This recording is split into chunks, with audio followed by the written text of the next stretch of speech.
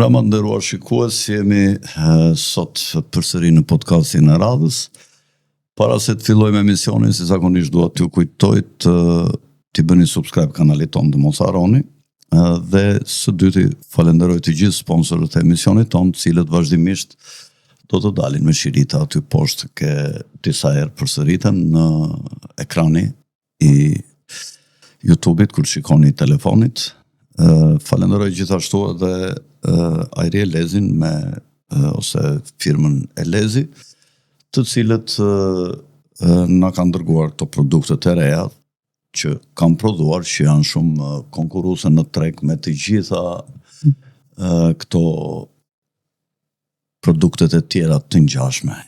Janë shumë konkurruese dhe sigurisht që është mirë të konsumojmë nga mallrat e shqiptarëve, me qëllim që leku të ngelet të brenda, si shbëjnë qiputët, si shbëjnë të tjerët që i përdorin këto metoda për të mbajtur fuqinë brenda vetes, fuqinë ekonomike. Sot jam me Dritan Goxhajn dhe sigurisht që do të bisedojmë për geopolitik, për ngjarjet në lindjen e mesme, por nuk është çudit të përmendim dhe ngjarje të tjera të rëndësishme që kanë ndodhur ose janë duke ndodhur akoma në botë, si lufta në Ukrainë apo ngjarje të tjera. Sigurisht që njerëzit kanë filluar të shfaqin shumë interes për geopolitikën, sepse kanë frikë se mos zjarri që këto zjarret e vogla që janë ndezur, që janë të vogla në fakt, po për botën janë të vogla, për botën e madhe, mund të na afrohen dhe këte nga ne, dhe sigurisht që duhet të jemi të kujdesshëm, të ndjekim çdo moment që populli jon, kombi jon të mos e pësoj, që të monitorohet qeveria jon, e cila mos përdoret si një kukull, që t'i përdor pastaj fëmijët tanë si mish për top, t'i dërguar sipas agjendave globale, ashtu siç veprovi dhe me rastin e pandemisë qeveria Rama, dhe që shqiptarët përsëri e votuat.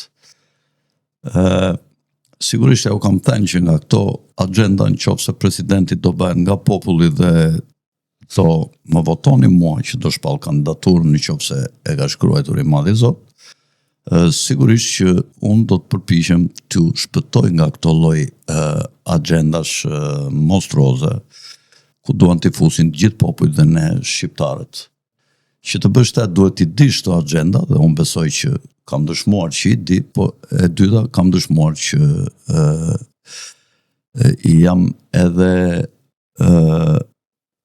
sy pa trembur, që mos duket si mburje, po e kam treguar besoj në rastet të veçanta si ajo e pandemisë, por jam dhe i pa korruptuar, të paktën deri tash. Dhe shpresoj që deri në fund të jemi tillë dhe të mendoj vetëm për Shqipërinë dhe për shqiptarët. Me qëra fjala, u mbura një çik, e bëra gjoksin me vrim, si leprit e Dritan Goxhajt, që e kanë gjoksin çik me vrim, megjithëse thonë që ka ikur vrima nga Labëria në gjoks, ka vajtur në Shkodër, thonë.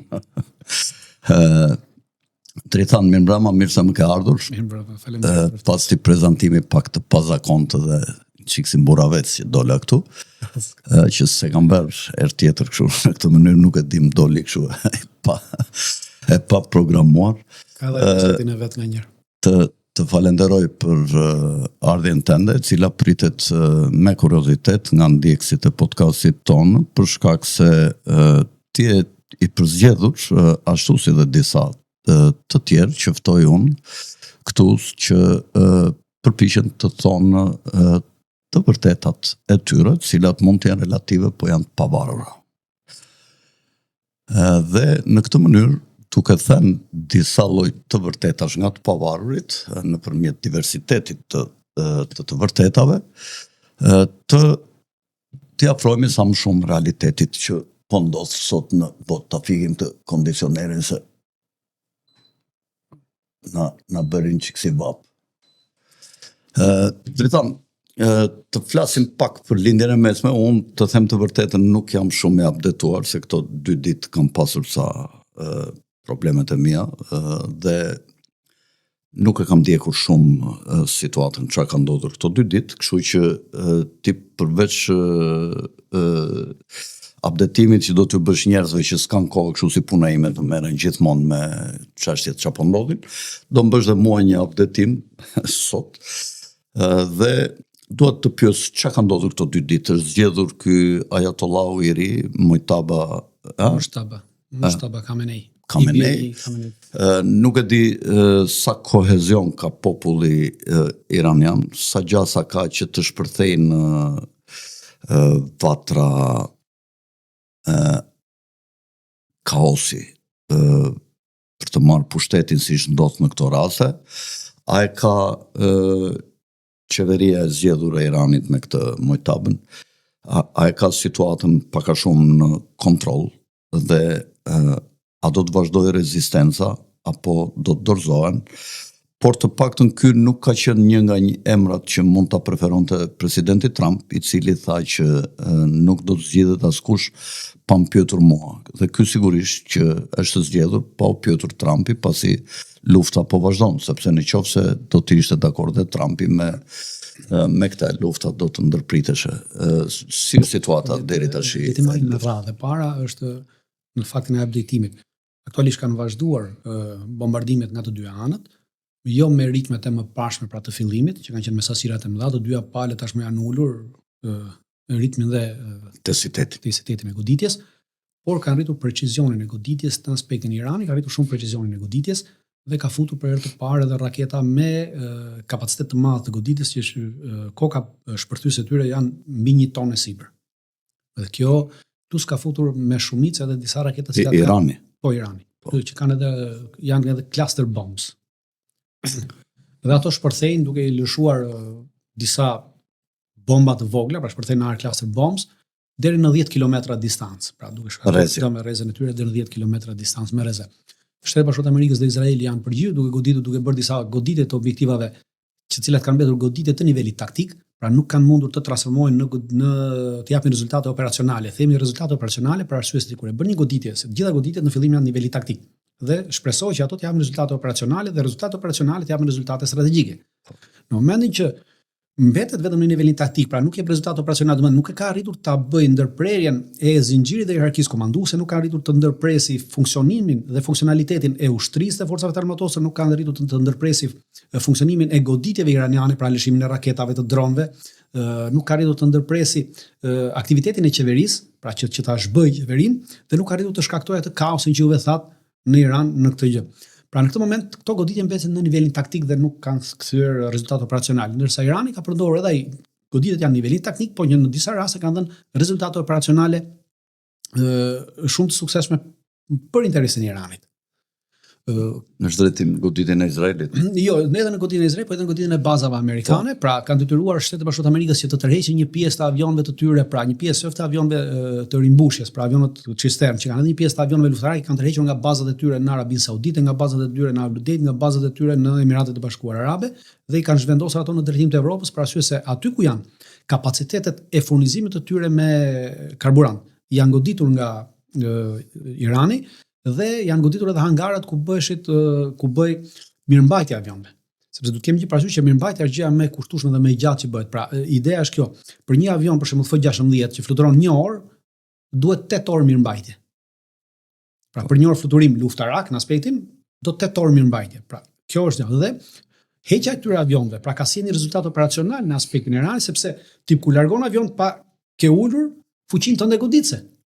Dhe kjo është një arsye sepse Irani funksionon në këtë aspekt të luftës. Pra Irani mundohet t'i mohojë kundërshtarit aftësinë goditëse. Nuk mundet t'ia rrëzojë atë, nuk mundet ta pengojë atë, por ti t'ia mohosh atë dhe ja mohon në për këtë mënyrë, sepse kemi të bëjmë një luftë asimetrike në aspektin e jo asimetrisë, siç mendoj që sepse deri tash është folur për luftrat asimetrike, pra që bëhet me anë të propagandës. Ajo është pjesë tjetër. Por kur kemi dy forca që nuk janë të barabarta në përplasje, atëherë këtu kemi dy forca jo asimetrike, pra kemi një përplasje asimetrike. Shtetet Bashkuara të Amerikës janë fuqi ushtarake. Në krahasim me Iranin, pra Irani nuk ka fuqinë ushtarake të Shtetet Bashkuara të Amerikës. Por ama Shtetet Bashkuara të Amerikës e kanë bazuar të gjithë fuqinë e tyre ushtarake dhe operacionin e tyre ushtarak në doktrinën e tyre ushtarake në një goditje të menjëhershme, të shpejtë, atë që konsiderohet si blitzkrieg, e cila mund të zgjasë nga disa ditë deri në disa javë. Pra ajo goditja blitzkrieg që konsiderohet e tyre dhe bazohet e gjitha mbi një sistem armësh. Ndërsa Irani bën një kundërshtim asimetrik në aspektin që e zgjat në kohë rezistencën, duke mohuar kundërshtarit mundësinë e goditjes në kohë të gjatë, mundësinë e goditjes me vala të ndryshme, mundësinë e goditjes me precizion për të gjitha këto. Dhe sa më shumë të zgjasë konflikti, është aq më shumë në interes të Iranit se sa në interes të Shtetit Amerikës, sepse shumë e thjesht, pra një logjikë e thjesht, çdo gjë ka të bëjë me logjistikën. Pra logjistika që edhe ky ujë. Pra ky ujë duhet vi nga diku. Pra Shtetet Bashkuara të Amerikës ka nevojë për armatimin, municionin, të gjitha këto, dhe këto vijnë nga Shtetet Bashkuara të Amerikës. Pra baza, magazinash në Amerikë. Lufta po zhvillohet 5.000-4.000 kilometra tutje larg. Dhe kjo është kosto më vete, është kohë më vete, është pamundësi më vete gjitha. Është baza industriale mungon, pra kur ti nuk e ke bazën industriale në vend, e ke shumë të vështirë të mbash një tempo operacionale të cilën e ke nisur. Pra kjo tempo operacionale në mungesën e kësaj logjistike fillon të reduktohet gradualisht. Në momentin që fillon të reduktohet, atëherë ti luftën e ke të humbur. Sepse nuk ka pasur këtë. Dhe Irani e ka bazën industriale në vend e ka të vend. Pra Irani po lufton jo në aspektin për të dëmtuar, pra nuk po dëmton në aspektin ushtarak të Shtetit Amerikës. Në aspektin ushtarak dëmtimi që Irani ka kryer Amerikës shumë i vogël. Pra pavarësisht ka goditur të gjitha bazat që kanë në rajon. Ky është një goditje është e vogël në aspektin ushtarak, një dëm ushtarak, por dëmi më i madh është dëmi psikologjik, dëmi politik dhe dëmi strategjik që i ka kushtuar. Pra, sepse çdo vendimarrje për çfarë do lloj lufte, edhe kjo luftë që është luftë agresorësh, pra një agresion i padrejtë i ka shkelur të gjitha normat, pra në rast se do kishin bazuar mbi gjyqin e Nurembergut, që gjykoi nazifashizmin, përfundoi me një verdikt që quante çdo lloj agresioni i planifikuar ushtarak ndaj një vendi është shkelje dhe është krim ndërkombëtar. Pra këtë ka bërë sot Shtetet Bashkuara të Amerikës me Izraelin, kanë bërë një krim ndërkombëtar të dënueshëm nga gjykata ndërkombëtare e Nurembergut, cilën e krijuan vetë dhe e kanë dhënë vetë. Po. Ndërkohë ky ministri i mbrojtjes i luftës i Shtetet Bashkuara, siç quhet tash ministri i luftës, Peter Hegseth, deklaroi që ne nuk kemi përdorur, domethënë, kapacitetet fuqishme në goditjen ndaj Iranit dhe tha që akoma bota nuk ka parë fuqinë tonë pak a shumë, me fjalët e veta, se kush jemi ne, në qoftë se ne intensifikojmë goditjen tonë. Ndërkohë dhe Benjamin Netanyahu ka thënë që ditë të vështira do vijnë për Iranin, sepse ata nuk e dinë se çfarë i pret. Më duket sikur ka një ngjashmëri midis deklaratës së Hegseth dhe të Netanyahut dhe më ngjan me retorikën e goditjes me armë bërthamore që mund të shkaktojnë Iranit, në rast se ata, domethënë Shtetet Bashkuara dhe Izraeli, kuptojnë që mund të rritet shumë kostoja e fitores ose mund të mos realizojnë ato objektivat që kanë pasur për të sjellë në pushtet në Iran një qeveri që të jetë orientuar nga perëndimi dhe të jetë nënshtruar nga Izraeli, për ato skemat që ka Izraeli në rajon.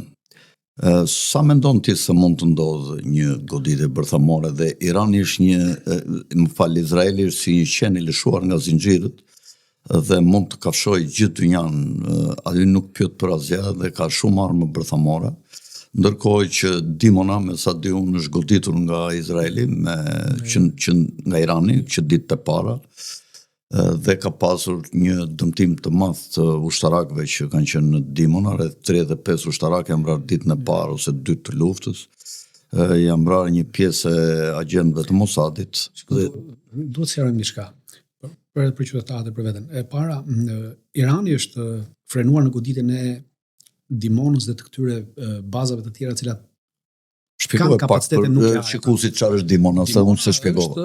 Dimona është reaktori bërthamor që prodhohet uraniumi, po prodhon edhe energji elektrike për një pjesë për bombat atomike. Për bombat atomike dhe për pra bën pasurimin e uraniumit, prodhimin e bombave atomike që ka dhe të gjithë programit bërthamor që ka Izraeli. Po. I cili duhet thënë drejt është një program bërthamor në aspektin ilegal, sepse pse themi se ilegal, sepse për sa kohë janë antar i Kombeve të Bashkuara. Çdo kush e ka obligim që të jetë antar i agjencisë bërthamore të Kombeve të Bashkuara, kontrollohet diçka. Siç është Irani, Irani, po. Subjekti i kontrollit.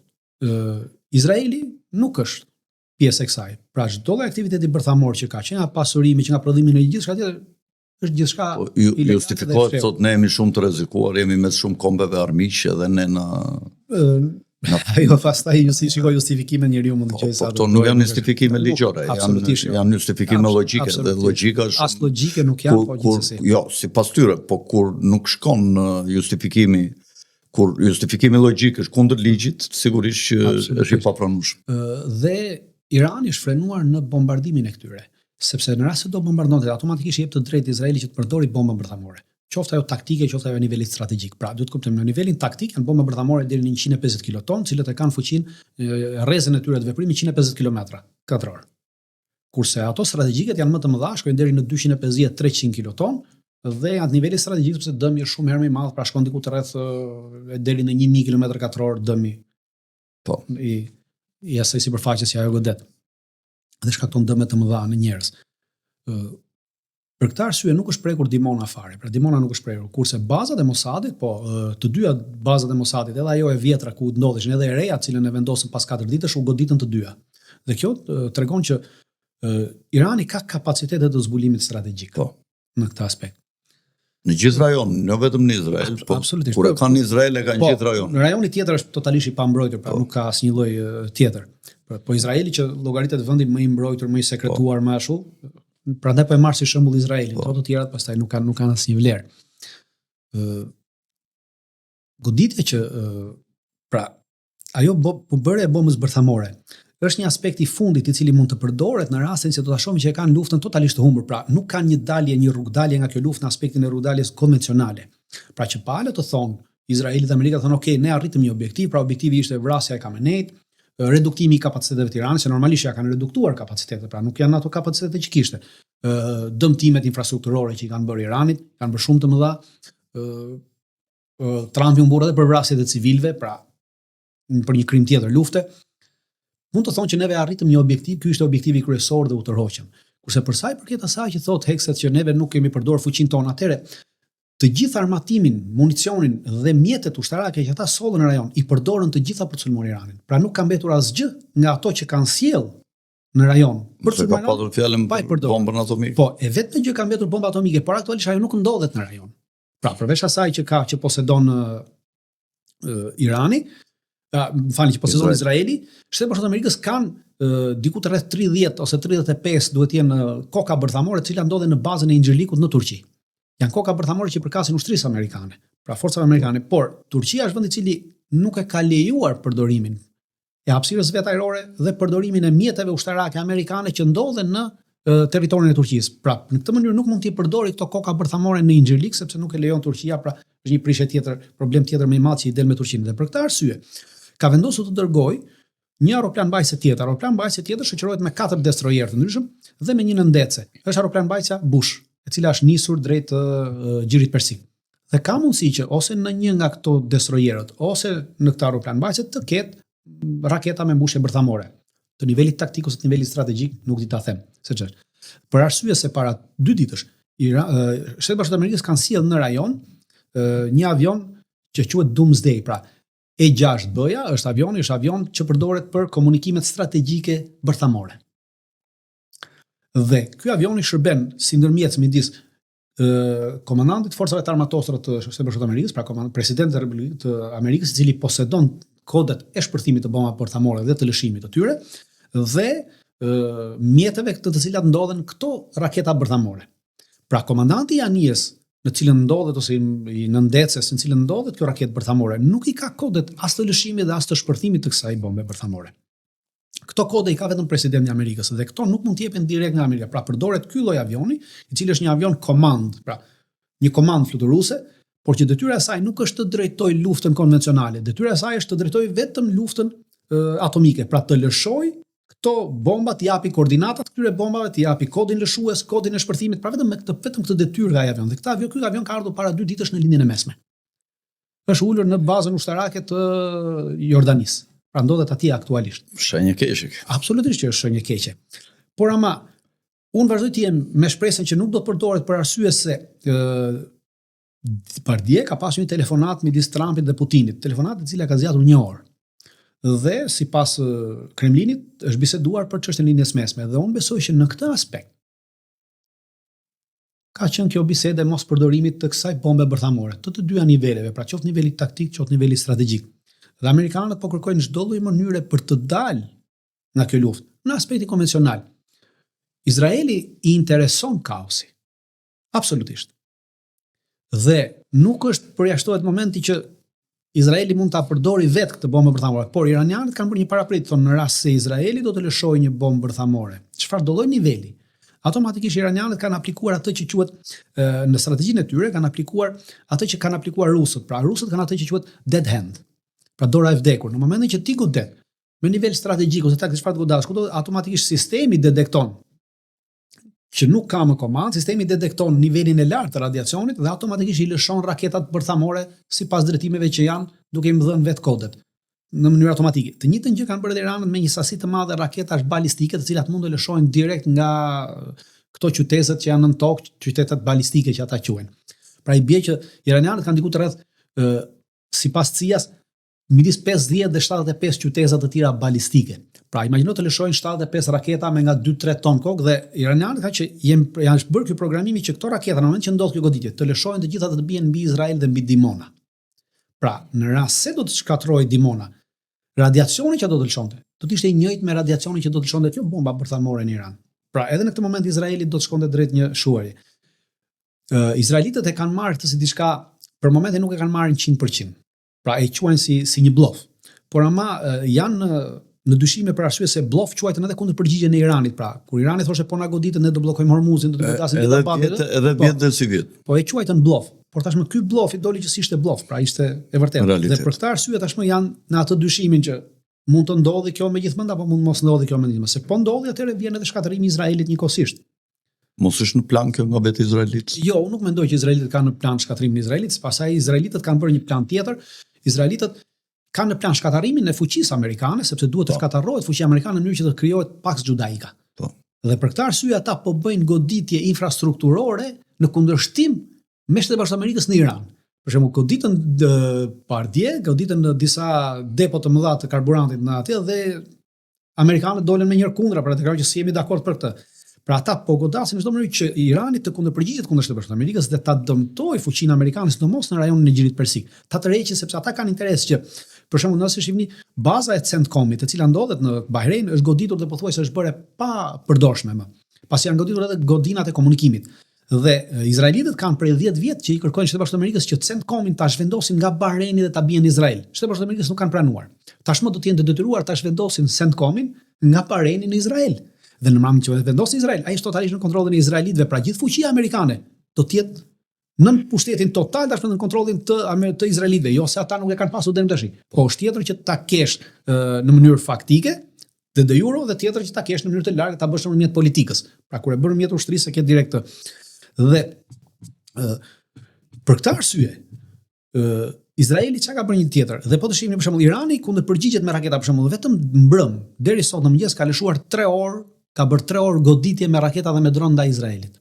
Edhe këtë e bëri për të treguar se Trumpi dhe Hekset dolën dhe thanë që nuk ka më kapacitet e Irani. Pas për gati një 45 minuta pas kësaj deklarate, ata filluan dhe kanë goditur 3 orë. Por të gjitha goditjet, është interesant, të gjitha goditjet në Izrael bëhen nga Tel Avivi, pra i vetmi vend që goditet në jug është vetëm Haifa. Haifa, Tel Aviv e sipër. Pse nuk godasin në pjesën e poshtme? Dhe shumë shembull thonë, sidomos muslimanët, që pse nuk po goditet bazat ushtarake që janë në Gaza, në bregun perëndimor, në këto që po bëjnë operacione në Gaza. Arsyeja mos goditet është kjo sepse Izraeli po pret me ngul që Irani të godasë këto baza, të cilat ndodhen kryesisht afër Jeruzalemit. Për arsye se izraelitët çka kanë bërë? Në këtë 5 ditësh e fundit kanë arritur të minosin Xhamin al-Aqsa. Pra kanë minuar Xhamin al-Aqsa nga poshtë. Do të bëj një pyetje. Dhe kanë minuar dhe po presin që në momentin që Irani lëshon një raketë në afërsi të këtyre bazave që ndodhen afër Al-Aqsa, ata hedhin xhamin në erë dhe të fusin luftë sunitët me shiitët. Iranianët dhe të futen në luftë sunitët me shiitët. Pra ky është qëllimi. Për këtë arsye Irani ka vendosur të mos bombardojë në pjesën jugore. Pra vetëm në pjesë nga qendra e Izraelit edhe veri.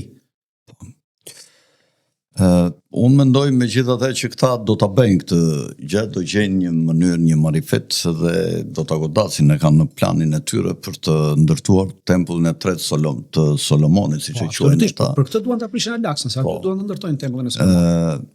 Dhe për të çuar drejt atyre profecive skatologjike që janë të përafërta në librat e shenjtë, në librat fetare abrahamik.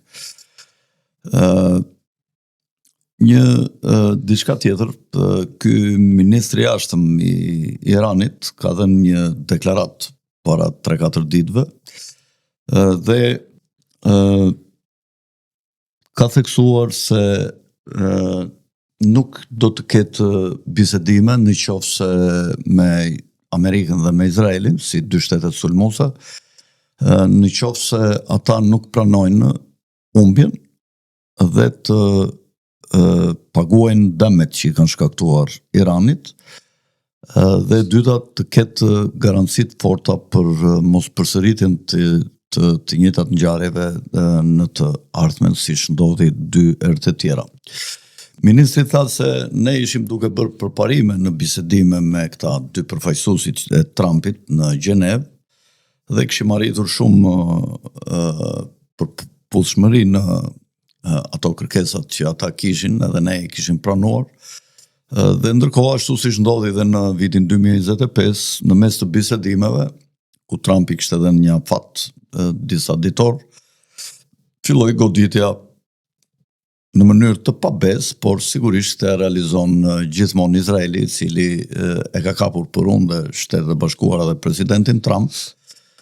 Unë e di se ku është i kapur presidenti Trump, po kjo ende nuk ka dalë dhe unë nuk dua ta them sepse ka një regjistrim të tmerrshëm në ishullin në Epstein të tij, po nuk po e them sepse është shumë e rëndë dhe është para një 3 muajsh, presidenti i Kolumbisë, jo para 3 muajsh, po kur këta bën sulmin në Venezuelë, presidenti i Kolumbisë doli me deklaratë publike, tha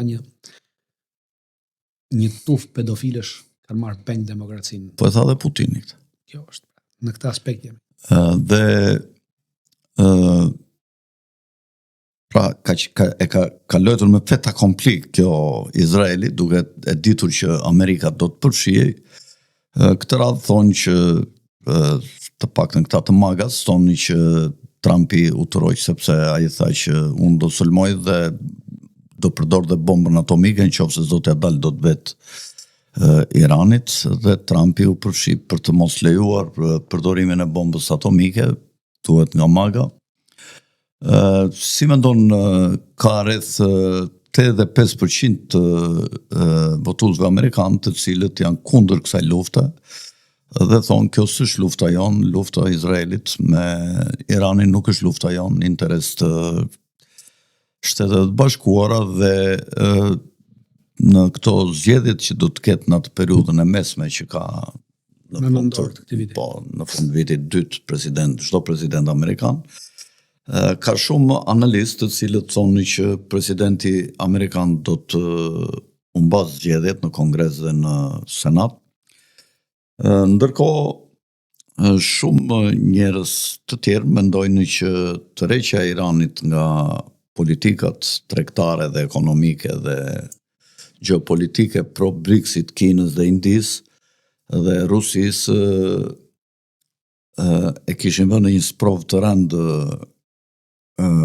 Shtetet e Bashkuara, hegemoninë e saj, e cila ishte duke u dobësuar në kohën e Bidenit, dhe Trumpi mendovi që nëpërmjet luftrave tregtare, nëpërmjet goditjes së vendeve si Venezuela, si ky kanali Panamas që u mor në kontroll nga Shtetet e Bashkuara, disa deklarata të Trumpit për të marrë Kubën dhe për të ndryshuar regjimin në Kubë, për të marrë në kontroll Groenlandën, për të marrë në kontroll Kanadan,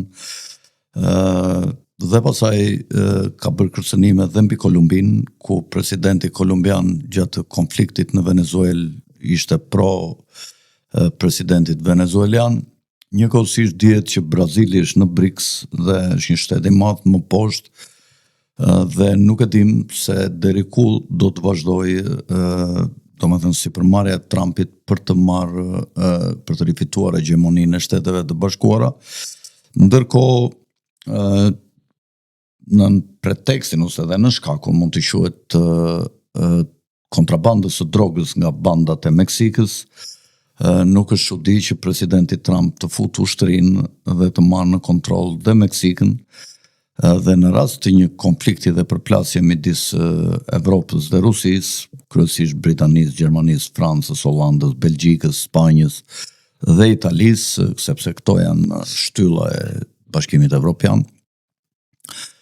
Në qoftë se fillohet një luftë me Rusinë, siç unë mendoj që do të ndodhë, dhe në rast se krijohet dhe një konflikt i Kinës me shtetet pro-perëndimore në rajon dhe me Shtetet e Bashkuara në krye, bota sigurisht telat e botës do të tendoseshin shumë dhe mund të këputeshin, dhe bota ishte edhe në një rrezik të një skenari bërthamor, cilin unë besoj që këta mund ta kenë menduar për ta përdorur, dhe vetë ynë për tunelet të cilat i kanë ndërtuar me ushqime të cilat trojnë në periudha të gjata, derisa reja bërthamore në vendet që do të goditen që këta i kanë në plan për të zhdukur një pjesë të madhe të njerëzimit, ta psikopat që mendojnë si në gurët e Georgias ku e kishin shkruajtur që popullsia e botës duhet të jetë më pak se 500 milion banor, jo 500 milion, më pak. Po se sa më pak nuk e dim, dash e mendojnë këta. Dhe mendoj që ka vetëm një 2 streza të vogla ku mund të mbjetohet në sipërfaqe të tokës në qoftë se realizohet ky skenar i këtyre psikopatëve plankprishës, të cilët do t'i kundërvijen gjithë projektit të Zotit për jetën që ka ndërtuar këtu në tokë. Si e shikon ti këtë skenar për Armagedonin? Mund të ndodhë? Përmendet Zotin, atëherë unë them që Zoti në Kur'an ka një ajet që thotë ata bëjnë plane natën, ne ju aprishim ditën, ata bëjnë plane ditën, ne ju aprishim natën. Pra, pavarësisht ata mendojnë se mund të bëjnë plane kundër Zotit. Ta bëjnë historinë racionale, se Zoti e ka bërë historinë irracionale për njeriu. Nuk e bëjnë dot ata atë. Prandaj historia është racionale për Zotin, po jo për ne. Ne duhet ta kuptojmë historinë, sepse forcat lëvizëse i kontrollon ai. Mi po këta duan të zhdukin fuqinë racionale të Zotit në vetvete dhe ta bëjnë racionale për veten e tyre. Pra këta të krijojnë shkaqet dhe pasojat dhe të prodhojnë historinë. Deri tashi në shumë raste ja kanë arritur. Ata po mundojnë të zëvendësojnë Zotin, po në asnjë aspekt nuk e kanë zëvendësuar dot. Asnjë aspekt nuk e kalojnë, nuk e zëvendësojnë, as nuk e afrojnë dot fare Zotit. Pra Zoti gjithësisë nuk e bën dot atë. Në aspektin e njerëzimit, pra aktualisht pavarësisht se këta thonë, pavarësisht këta thonë që të jenë poshtë 500 milion banorëve, aktualisht pavarësisht jemi 7.2 miliard, 7.3 miliard. Sot bota ka kapacitet të mbaj edhe 3 herë këtë kapacitet të njerëzve. Në gjithë. Pra kjo është se njerëzit trëmen, po jemi vajtur 7.8 miliard. Nuk e kanë për kapacitetet produse këta. Këta e kanë se si kontrollojnë dot prandaj kurse në kapacitetet e jetës. Pra sot bota ka kapacitet të mbajë edhe 3 herë këtë numër që është tashti. Pra njerëzit nuk kanë se zhvillimin e teknologjisë. Nuk bëm shumë. Po njerëzimi mund të kontrollojë ndryshe.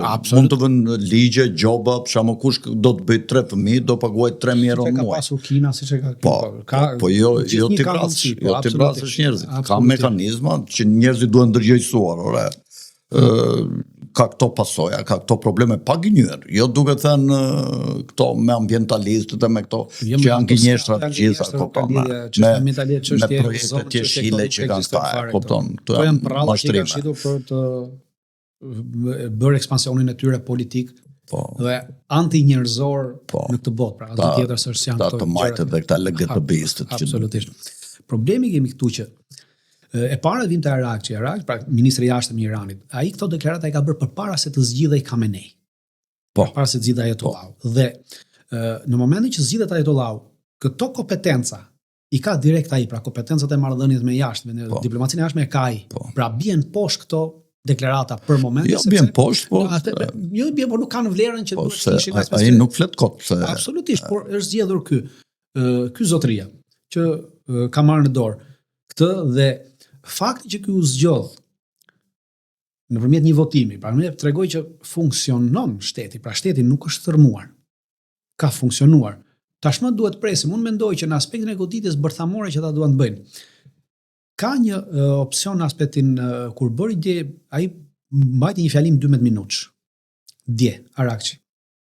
Ky Khamenei, Mustafa Khamenei. Në fjalimin e tij, përveç që tha ne mund ta ajo çfarë ishte interesante, pra përveç këtyre i përmendi edhe ai këto riparacionet e luftës e gjitha këto.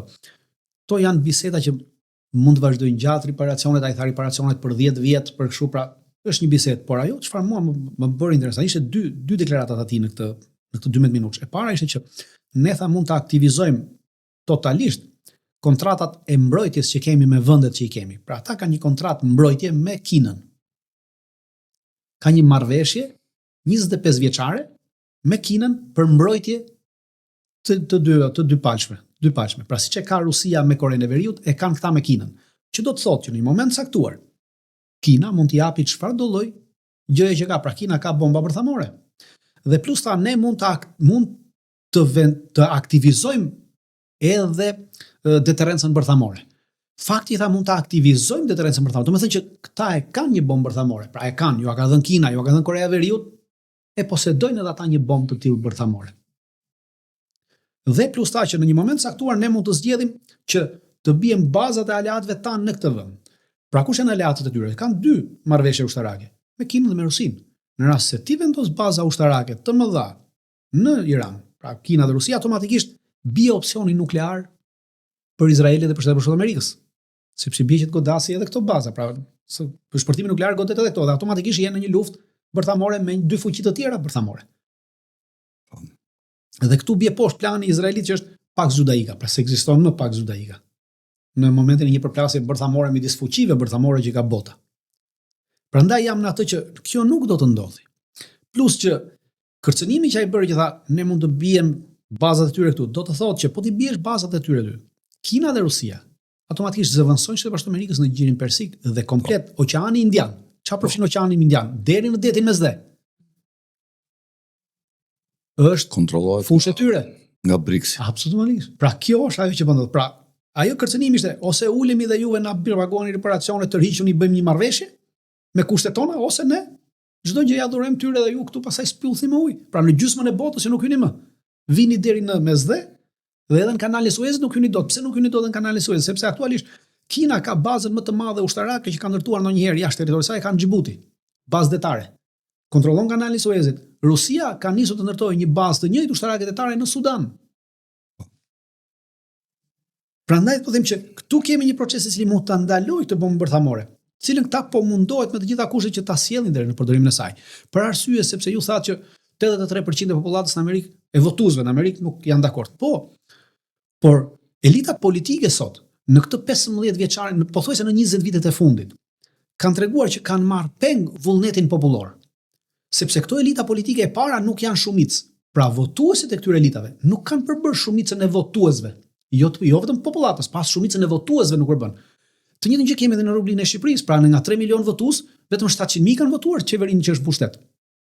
Pra është një pakicë dhe këta kanë marrë dhe marrin vendime, pra ky zotëria për shembull dele dhe thotë unë e përkrah agresionin nazifashist izraelito-amerikan ndaj Iranit. Pra ky po flet në emër të një qeveri që është pakiste, po ka marrë peng gjithë vullnetin e popullit, ndërkohë që përkrau edhe agresionin nazifashist izraelit dhe amerikan në Gaza kundër muslimanëve, ndërkohë që Shqipëria është shumicë muslimane. Pra këto elita kanë marrë peng vullnetin e popullit kudo që ndodhet. Dhe nuk po bëjnë më në bazë të vullnetit dhe dëshirës së popullit, po bëjnë vetëm në bazë të interesave të tyre okulte, të lidhura nëpërmjet lidhjeve okulte që këta kanë për nevojat e tyre personale, politike dhe ekonomike të tyre. Pra nuk kanë parësor atë dheun për cilin janë betuar se do t'i shërbejnë. Këta kanë parësor t'i shërbejnë vetëm interesave të tyre dhe interesave të atyre organizatave okulte, pedofile në cilat ta bëjnë pjesë. Pra, nuk ka asgjë tjetër në këtë aspekt. Dhe unë mendoj që kjo që po ndodh në Iran do të sjellë një ndryshim në këtë aspekt. Pra ndryshimi që Irani po bën, lëvizja që Irani po, goditja që Irani po i bën, kastrimi i fuqisë ekonomike, i fuqisë ushtarake dhe politike të Shtetit Bashkuar të Amerikës, sepse kemi një kastrim të fuqisë politike dhe ushtarake të Shtetit Bashkuar, sepse tregoj që s'ka fuqi në rajonin e lindjes mesme. Pra siç e projekton këtë fuqi. Kjo do sjellë një lëvizje tektonike edhe në aspektin politik, jo vetëm në Shtetet Bashkuara të Amerikës, por në të gjithë aleatët e saj siç kemi edhe neve. Pra lëvizjet do të jenë të mëdha, sepse të gjithë po e shohin që kapaciteti amerikan kaq është. Pra në fund, bomba bërthamore përdoret është arma e të dobtëve, nuk është arma e fituesit. Bomba bërthamore. Në gjatë luftës, mbas përfundimit të luftës së dytë botërore, në luftën e ftohtë, arma bërthamore ishte arma e të fortës së deterrence. Pra përdoren nga të dyja palët, dhe dhe quhej mutual destruction. Pra shkatërimi i përbashkët. Në rast se ti më godet, unë më godet dhe shkatërojmë njëri tjetrin njëkohësisht. Me marrimin e luftës së ftohtë, arma bërthamore nuk është më në mutual destruction. Është armë të dobtit, pra e përdor ai i cili nuk ka mundësi të projektojë fuqinë e tij, as ekonomike, as politike dhe as ushtarake, në atë territor i cili mendon se mund ta projektojë. Po. Presidenti Trump kishte bërë një postim në ato rrjete sociale, në të rrjetin e vet, dhe shkruante që çmimi i naftës do të ngrihet mbi $100, dhe kjo theshte nuk është ndonjë gjë e jashtëzakonshme me përjashtim të budallënjve, të cilët e mendojnë se është një diçka e jashtëzakonshme në kushtet e luftës. Ndërkohë këto do të japin sigurisht pasoja ekonomike, rritja e çmimit të naftës dhe tek populli amerikan, i cili mund të fillojë të krijojë pakënaqësi akoma dhe më të mëdha për shkak të mosecjes përpara të ekonomisë në Shtetet e Bashkuara, dhe ky numër që thash unë që ka qenë kundër luftës mund të rritet dhe të bëhet akoma dhe më i madh. Si mendoni ju mundet që Amerika derisa të shkojë në zgjedhje ta ketë zgjidhur me sukses këtë konflikt që e krijovi me pak mendjelësi dhe me besim të pruar në vetvete, siç po duket deri tash. Ka një problem. Presidenti amerikan flet në të aspekt për arsye se Shtetet e Amerikës aktualisht janë vendi vetë në aspektin në këtë perëndimin, janë i vetmi vend i cili kanë rezerva strategjike të naftës për 6 deri 8 muaj. Sepse është edhe një nga prodhuesit kryesor të gazit të lëngshëm. Po. Aktualisht. Dhe gazi i lëngshëm që prodhon Katari është ndërprerë. Pra Shtetet e Amerikës nuk është se kanë një varësi të madhe nga nafta dhe nga gazi i lëngshëm në Gjirin Persik. Pra nevojat e tyre të brendshme ata mund t'i plotësojnë. Për 6 deri 8 muaj. Po, nevojat e tyre të brendshme mund t'i plotësojnë.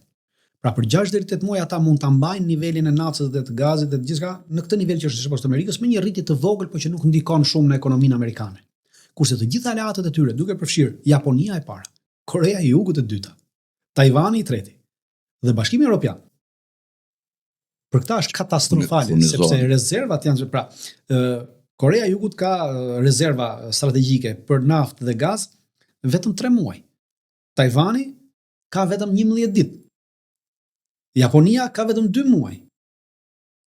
Kurse Evropa ka vetëm 3 muaj rezerva strategjike. Dhe tashmë po diskutohet, pra, dhe çfarë më bën?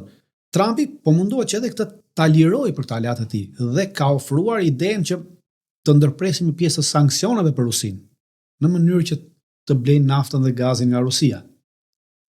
Dhe në rast se nuk do e dinim që ky ishte pjesë e listës së pedofilëve, atëherë me gjithë gojën unë do thosha që poliagenti ruso-kinez Donald Trump, sepse gjithë kjo që po bën, po shkon në shërbim të Kinës dhe në shërbim të Rusisë, pra në shërbim të BRICS-it. Rusia ka filluar shet naftën, edhe Indisë që refuzoi të blente para një muaji naftë ruse për shkak të ndërhyrjes Trumpit, tashmë ka filluar ta blejë, por po e blen me çmim $15 deri $20 më shtrenjtë fuqinë se ç'e blente. Pra, këta që pretendonin se do t'ja ndërpresin fuqinë ekonomike e Rusisë duke ndërprerë shitjen e naftës, tashmë Rusia po e shet dhe po japin fuqi ekonomike që të vazhdojë luftë edhe 4 vjet të tjera me këtë veprim që bëri Trumpi. Pra ose ky është një poliagent ruso-kinez, ose ky është një idiot, në pjesën e listës pedofilëve të marrë peng për shkak të veprimtarisë së tij personale, seksuale të mëhershme dhe po e çon Amerikën drejt fundit. Po iku Amerika drejt fundit, në gjithë perëndimin drejt fundit. Vende si puna jon që varen nga aleanca amerikane janë të mbaruar në këtë aspekt. Nuk po flas ju fort për Gjermaninë, Hollandën, ato janë vende të cilat kanë bazë industriale, janë Evropë, sido që të jetë, Franca, Gjermania, Britania. Neve nuk kemi asgjë, ne varemi nga në marrëdhënie diplomatike dhe politike në këtë aspektin perëndimor dhe me botën e varemi nga Shtetet Bashkuara të Amerikës. Prandaj për ne është veprimtaria amerikane e gabuar, është ekzistenciale për të ardhmen e shtetit shqiptar. pavarësisht se kush do të jetë në krye të këtij shteti. Sepse kemi një gjë interesante, më fal se po ndërpres. Unë nuk shoh diçka këtu që nuk është parashikuar, pra ne nuk dim. Por fakti që Kina ndërton një ambasadë 8 kat në Republikën e Shqipërisë, ambasadën më të madhe në gjithë rajonin. E ndërton në Republikën e Shqipërisë 8 kat ambasadë, me 2 katën në tokë. Pra domethënë që këta njerëz diçka kanë parashikuar dhe kanë ditur çfarë do ndodhi, që do ketë lëvizje tektonike të fuqishme, politike dhe gjeopolitike në gjithë botën. Se më kujtohet në librin me kujtime të letra që ka shkruar Hysni Kapo kur ishte në Paris në 78. Në Paris, në spital, Enver Hoxha shkruan një letër dhe i thotë që ajo që është sot Ministria e Jashtme ishte ambasada kineze, ndërtuan kinezët për ambasadët e tyre. Dhe i thotë Hysni Kapos që kështu, dhe Hysniu i thotë në asnjë mënyrë mos i lër kinezët që ta përdorin atë për ambasadë, sepse po ndërtojnë një ambasadë të madhe në mënyrë që prej Shqipërisë të përdorin Shqipërinë për të kontrolluar interesat e tyre politike dhe ekonomike në gjithë rajonin. Dhe tashmë pas asaj kohe kanë kaluar 50 vjet, kinezët po e ndërtojnë të njëjtën ambasadë me të njëjtin kapacitet. Do të thonë që kinezët nuk janë vend që ndërtojnë për një parashikim 1 vjeçar, 2 vjeçar. Parashikimin e parë për 50 vjet, 100 vjet. Pra do të thonë që to lëvizje tektonike që kanë filluar, gjeopolitike, janë shumë të mëdha dhe shumë të fuqishme. Prandaj unë jam shumë i shqetësuar në aspektin ku gjendemi neve në këtë mes.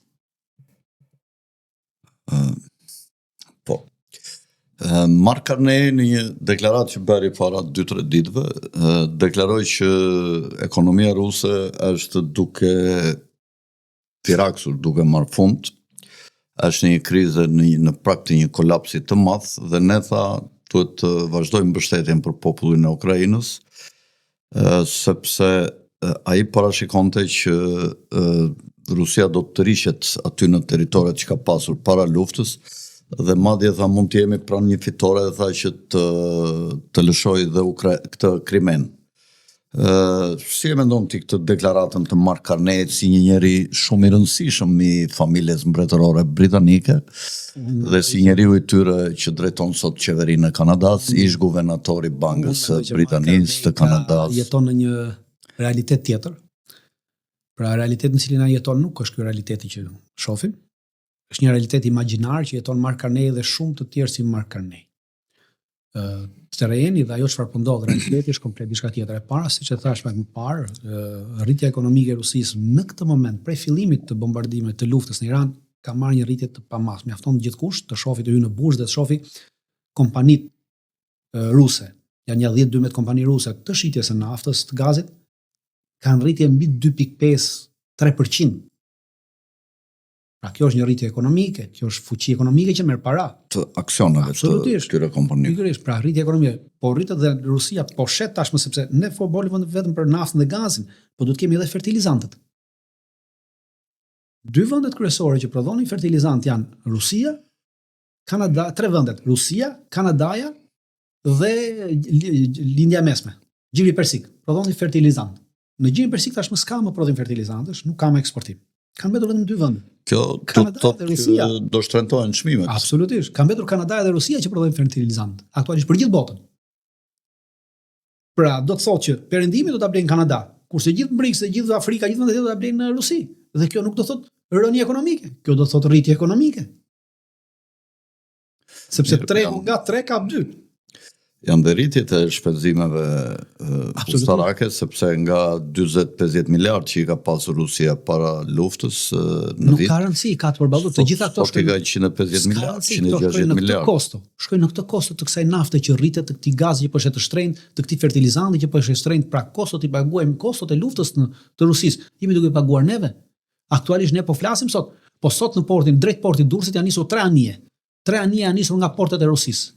Qa mendon ti, Dritan, mund të ketë një paqe Rusi-Ukraina, po do të ketë jo, nuk ka paqe Rusi-Ukrainë, do të ketë një përfundim të luftës në aspektin që Rusia do t'i arrijë objektivit të saj, se gjithkush e ka harruar Ukrainën, në këto 4 ditët e fundit Ukraina ndërmori një kundërofensiv në zonën e Zaporizhës.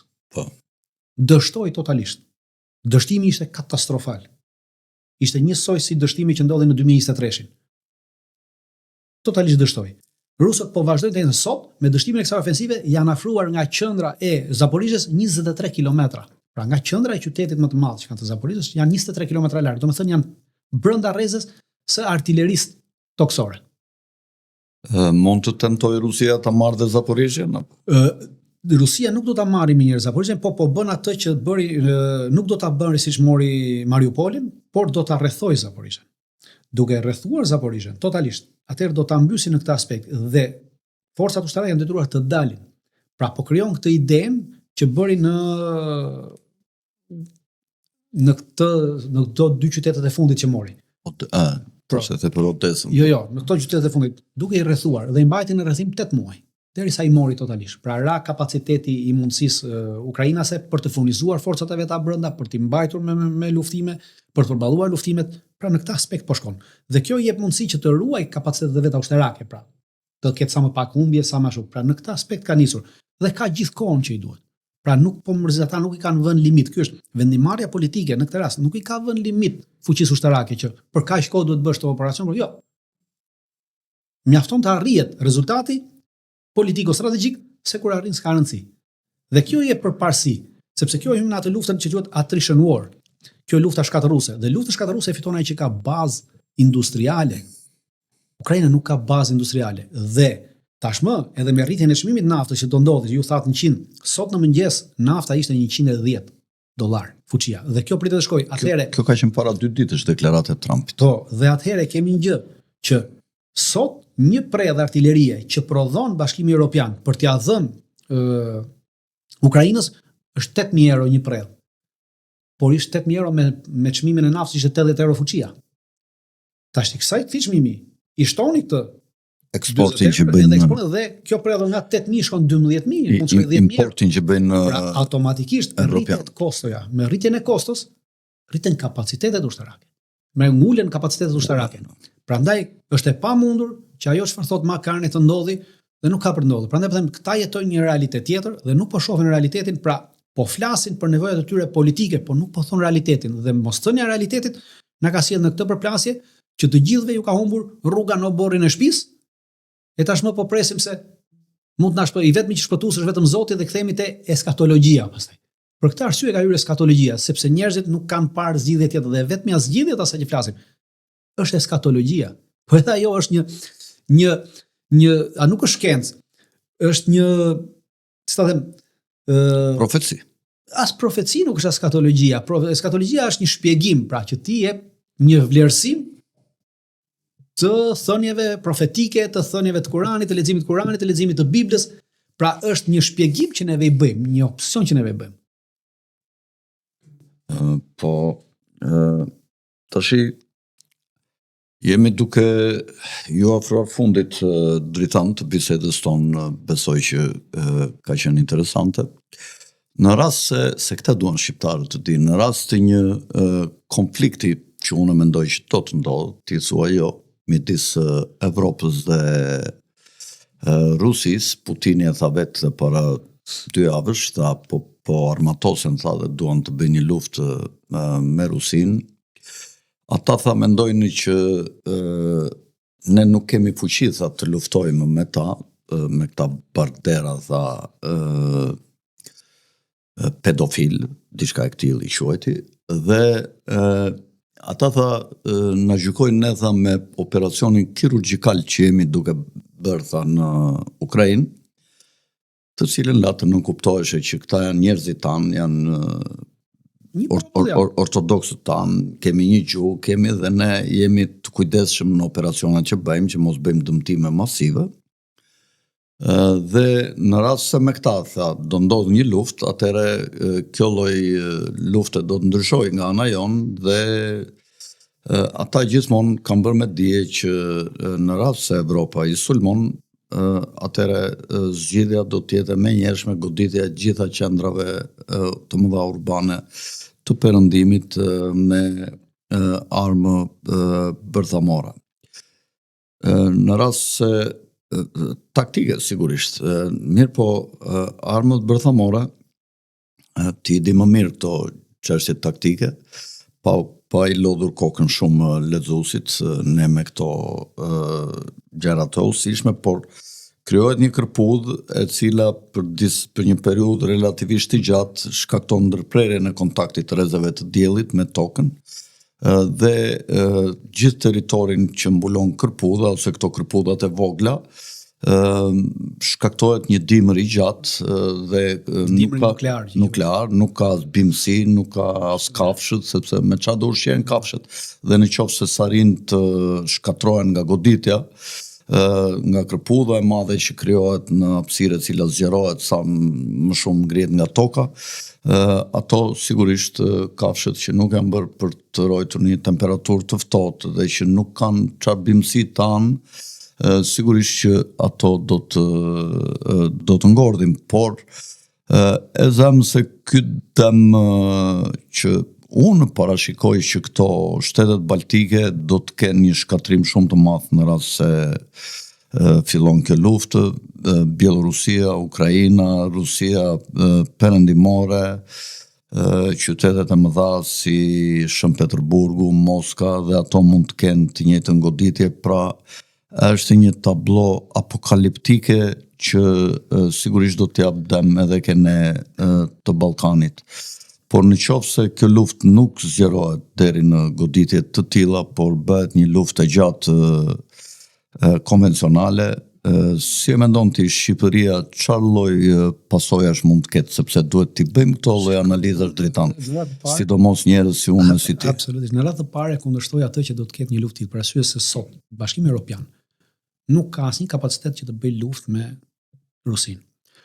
Interesat e Bashkimit Evropian, pra ato që ka thënë që ne duam të armatosemi, po me këtë që po ndodh sot në Iran, pra me krizën e naftës, me krizën ekonomike, nuk ka më kapacitet të armatoset në atë kapacitet. E dyta, i vetmi vend bërthamor në Bashkimin Evropian është Franca.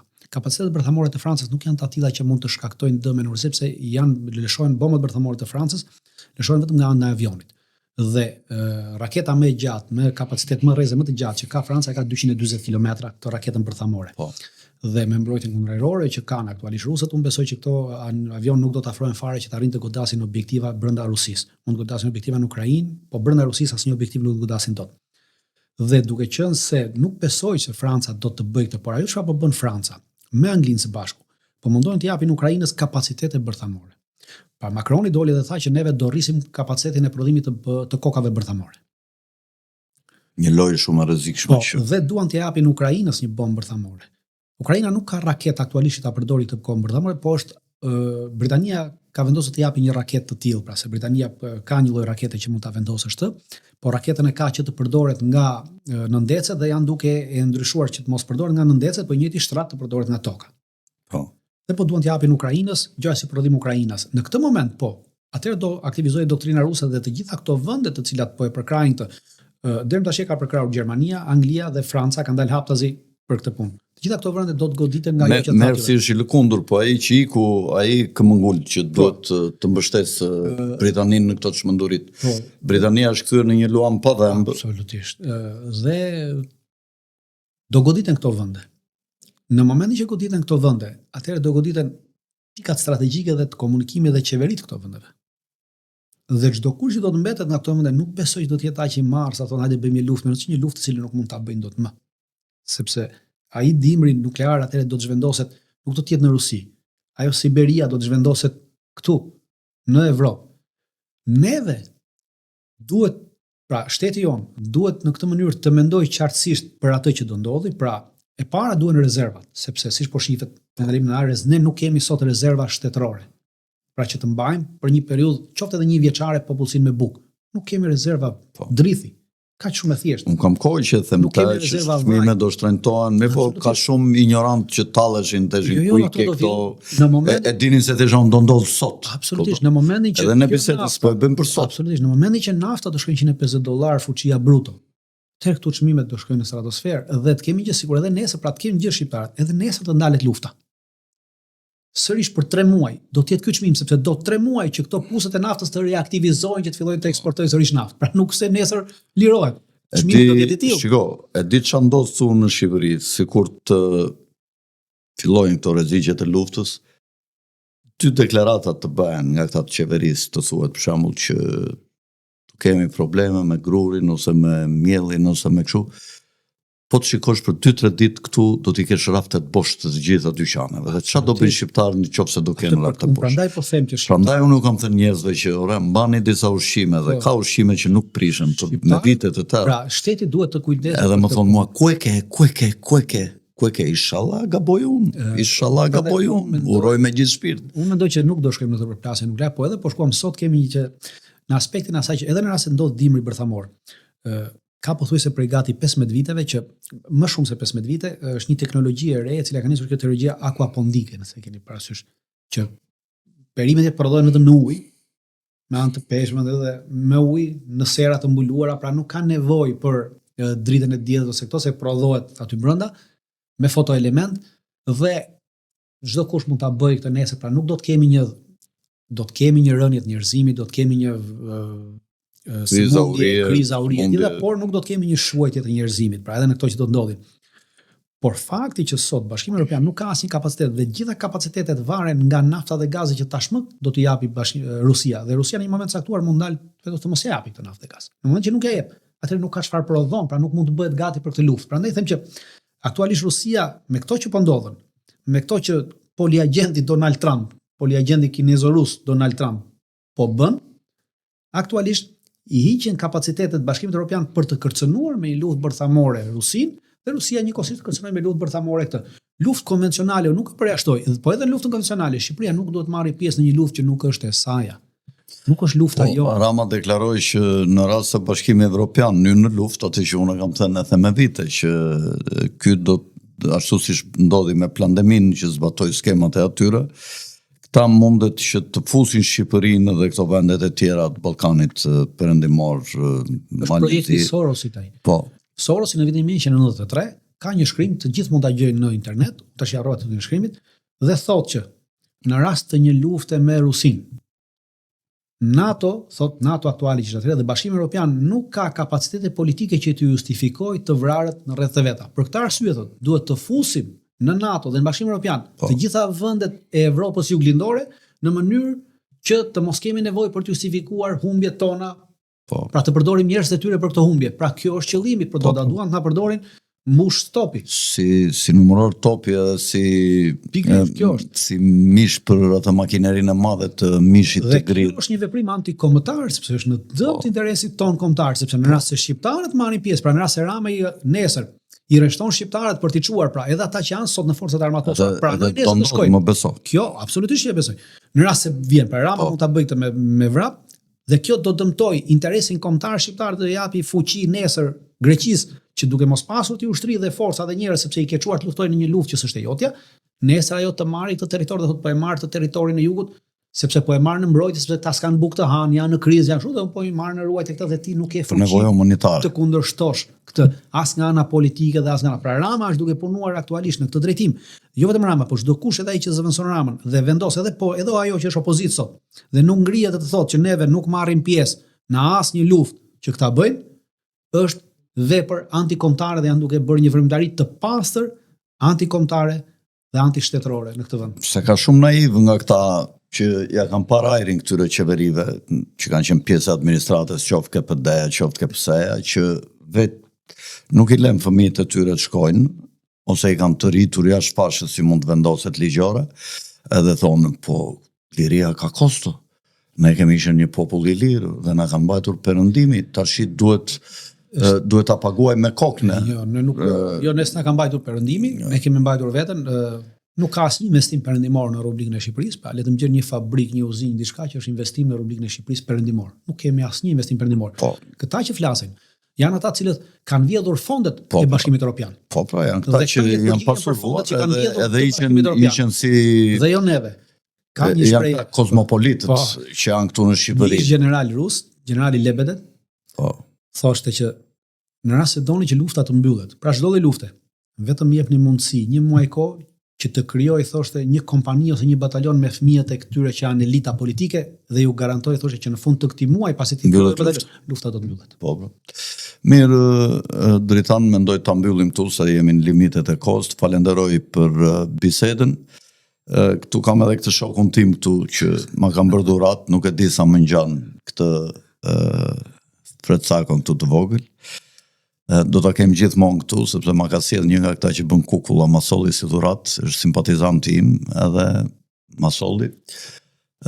Mos harroni të nderuar shikues të bëni subscribe kanalit ton për të mësuar sa më shumë fakte.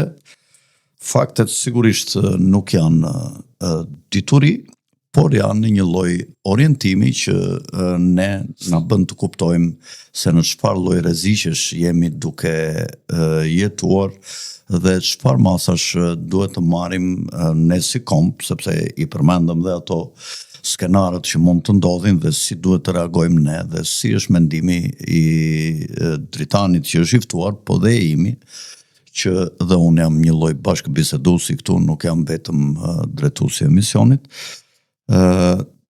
Natën e mirë dhe miru pafshim në emisionet e radhës.